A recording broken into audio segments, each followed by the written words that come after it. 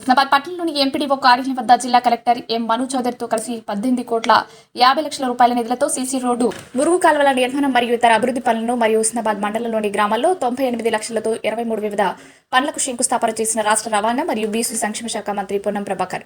ఈ కార్యక్రమంలో పాల్గొన్న Husnabad municipal chairperson Akula Rajitha Venkanna, Siddipet ZP chairperson Rajareddy, RDO Benshalam, MPP Lakhavat Manasa, స్థానిక కౌన్సిలర్లు, ఇతర ప్రజాప్రతినిధులు పాల్గొన్నారు. మంత్రి పొన్నం ప్రభాకర్ మాట్లాడుతూ రాష్ట్ర ముఖ్యమంత్రితో మాట్లాడి 3,50,00,000 తెప్పించి నా వద్ద ఉన్న 1.5 కోట్ల రూపాయలు మొత్తం 5 కోట్ల రూపాయల నిధులతో ఎండాకాలంలో తాగినీటి ఎద్దడిని రాకుండా 2 నెలల ముందుగానే అధికారంలోకి ప్రత్యేక సమావేశం నిర్వహించి చర్యలు తీసుకున్నా. గౌరవల్లి ప్రాజెక్టుకు ముఖ్యమంత్రి అత్యంత ప్రాధాన్యతనిస్తున్నారు. కాలువలు నిర్మించి పంట పొలాలను నీరు అందించినప్పుడే నేను ఎమ్మెల్యేగా సక్సెస్ అయినట్లు. హుస్నాబాద్ పట్టణంలో గల 100 పడకల ప్రభుత్వ ఆసుపత్రి 250 పడకలుగా అభివృద్ధి చేసేందుకు ప్రభుత్వానికి ప్రాతిపదికలు పంపించాలని అన్నారు. అది త్రాగునీరు అత్యంత సమస్యత. ఈ సీజన్ దాన్ని చేస్తే కూడా పనికి పెడతాం. కాబట్టి అధికారులను డైలీ వారి ప్రోగ్రెస్ ను సమీక్షిస్తూ ఆ యొక్క పనులను పూర్తి చేసి ఈ 307 హ్యాబిటేషన్ 160 గ్రామాల్లో మీ పరిధిలో వచ్చేటువంటి 3 మండలాల మున్సిపాలిటీలో ఎటువంటి సమస్య ఈరోజు మండల పరిషత్ అధ్యక్షురాలు మాట్లాడినట్టుగా భవిష్యత్తులో ఏదైనా సమస్య పెడితే ఈ ఎండాకాలంలో నీళ్ల కొరత లేకుండా అందరం కలిసి, నేను ఒక్కరిని అంటలే, మీరు కూడా బాధ్యత ఉంది. రాజకీయాలు లేవని ఇప్పుడే చెప్పినట్టుగా సమస్య అందరిది. మీరు మండల పరిషత్గా మీ బాధ్యత, ఎమ్మెల్యేగా నా బాధ్యత. మొత్తానికి ప్రజలకు ఎక్కడ కూడా తాగునీటి సమస్య లేకుండా చూడాల్సినటువంటి అవసరం మన మీద ఉంది. ఆ బాధ్యత నేను గౌరవ జిల్లా కలెక్టర్ గారిని ఉంచుతాను. ఈ సందర్భంగా ప్రాధాన్యత దాని యొక్క కాలువలు తవ్వించి నీళ్లు పంట పొలాలకు అందించేటువంటి ప్రధాన బాధ్యత నా మీద. అది చేసిన నాడే నేను ఎమ్మెల్యేగా సంతోషపడతాననేటువంటి మాట కూడా నేను మనవి చేసిన. అట్లనే అనేక కార్యక్రమాలు ఉన్నాయి, అన్ని ముందు చేసుకొని పోదాం. ఇవాళ మాత్రం త్రాగునీటికి సంబంధించి లేదా గ్రామీణ ప్రాంతాల యువత కొద్దిగా అనవసరమైనటువంటి ఆరోగ్యం చెడిపోకుండా ఓపెన్ జిమ్స్ కావచ్చు, డ్రింకింగ్ వాటర్ ఇష్యూ కావచ్చు. నేను మళ్ళొకసారి చెప్తాను, ప్రతి గ్రామంలో ప్యూరిఫై వాటర్ ప్లాంట్ చేయిస్తా అని చెప్పిన దానికి కూడా బాల వికాస్ వాళ్ళతో మాట్లాడుతూ ఉన్నాం. అవసరమైన సిఎస్ఆర్ నిధులు నేను నా శక్తి మేరకు చేస్తా. జిల్లా కలెక్టర్ గారు సహకారం తీసుకుంటాం. మొత్తంగా ప్రతి గ్రామంలో వారిపై వాటర్ ప్యూరిఫై ప్లాంట్ కూడా వేయిస్తామనే మాట సందర్భంగా మనం చేస్తూ ఉన్నాం.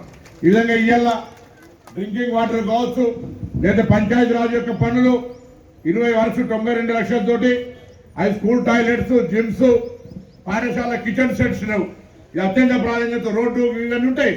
లేక వాటికి ఉన్నటువంటి వాటన్నిటికి కూడా వెంటనే నిధులు కేటాయించడం, త్రాగునీరు ఓపెన్ జిమ్స్కి ఇచ్చినాం. అదేవిధంగా ఆర్డబ్ల్యూఎస్ సంబంధించి 14 పనులకు ఎక్కడైనా రెన్యువల్స్ కావచ్చు, రిపేర్స్ కావచ్చు, వాటన్నిటికి సంబంధించినటువంటి విధంగా అవి కూడా ఇచ్చిన. మున్సిపాలిటీలో 17 వర్క్స్కు 18.5 కోట్లతోటి ఇలా ఫౌండేషన్ వేసుకున్నాం. వాటికి 50 లక్షలతోటి కొంత స్లమ్స్ ఉంటే కొంత ఎక్కువ వేయాల్సిన దగ్గర 4.5 కోట్లు పక్కన పెట్టి అక్కడ ప్రత్యేకించి నిధులతో రోడ్లు వేసే కార్యక్రమం తీసుకున్నాం. ఇవి కాకుండా కూడా అనేకంగా ఉన్నటువంటి ఎల్లమ్మ టెంపుల్ కాంపౌండ్ వాళ్ళు కావచ్చు, construction of Yadav community hall కావచ్చు, మున్నూరు కావచ్చు, పద్మశాలి కావచ్చు, ముదిరాజు కావచ్చు, గౌడ, ఎస్సీ, ఎస్టీ, వైశ్య, ముస్లిం, రెడ్డి, మరి విశ్వబ్రాహ్మణ, రజక, దాని తర్వాత హమాలి సంఘానికి సంబంధించి, అదేవిధంగా 27వ వార్డులో వాళ్ళు ఇప్పటికో నిర్మాణం చేసుకున్నటువంటి కమ్యూనిటీ హాల్, అన్ని రకాల పనులకు సంబంధించి ఇవి కూడా ఒక 8 కోట్ల రూపాయలతో నిధులు కేటాయించుకున్నాం. అది కూడా పోతా ఉన్నాం.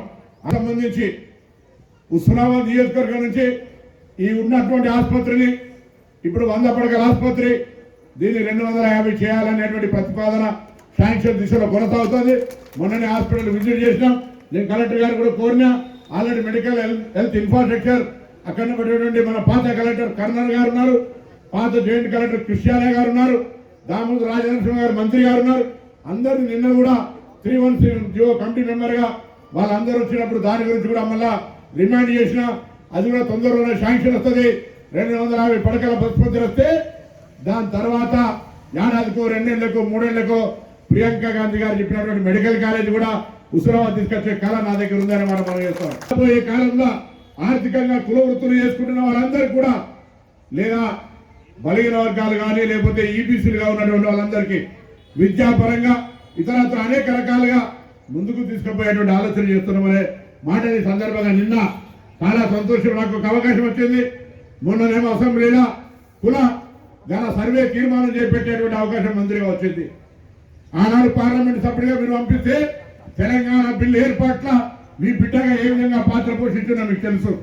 ఇవాళ ఈ కులగణ సర్వే కావచ్చు, ఈ కార్పొరేషన్ ఏర్పాటు కావచ్చు, హుస్నాబాద్ నియోజకవర్గం లోపల విద్య, వైద్య, నీటి, రవాణా, అదేవిధంగా ఉపాధి అవకాశాలకు సంబంధించి ఎక్కడ కూడా ఇబ్బంది లేకుండా చేసే ప్రణాళికతోటి ముందుకు పోతున్నా మీ అందరి ఆశీర్వచనం అని చెప్పి సందర్భంగా కోరుతూ